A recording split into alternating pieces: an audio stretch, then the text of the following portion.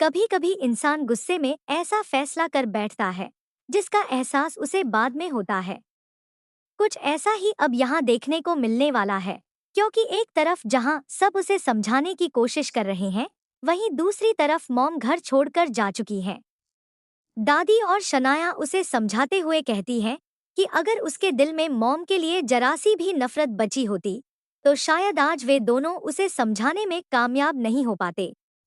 वह कहती है कि उसके दिल में मॉम के लिए कोई नफरत नहीं है, लेकिन तभी उसे याद आता है कि आखिर वह कंगन कहाँ है जो उसने कल उसे दिए थे। कल ही तो उसने उससे पूछा था कि वह मॉम और फैमिली में से किसे चुनेगी, और अब हालात इतने बदल चुके हैं कि हर कोई हैरान है।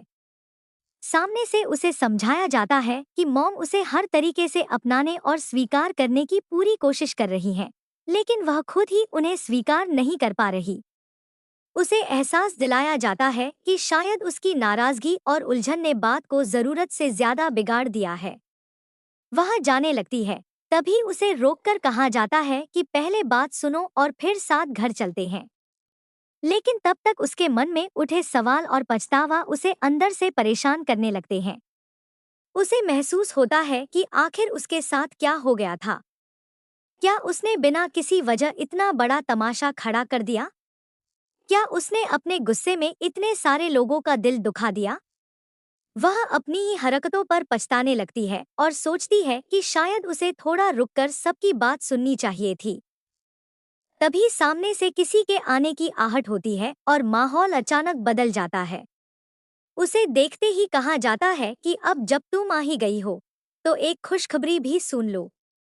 लेकिन जो बात आगे सामने आती है, वह खुशखबरी नहीं, बल्कि पूरे परिवार को हिला देने वाला झटका होती है।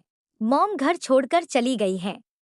यह सुनते ही उसके पैरों तले जमीन खिसक जाती है, क्योंकि उसे एहसास हो जाता है कि उसकी नाराजगी और गलतफहमी ने शायद उस रिश्ते को ऐसी जगह पहुंचा दिया है जहां से सब कुछ ठीक करना आसान नहीं होगा। अब सवाल सिर्फ इतना नहीं है कि मॉम घर छोड़कर क्यों गई, बल्कि यह है कि क्या वह उन्हें वापस ला पाएगी और क्या मॉम उसे दिल से माफ कर पाएंगी। परिवार के बीच पैदा हुई यह दूरी अब आने वाले वक्त में कई नए राज और भावनाओं को सामने लाने वाली है।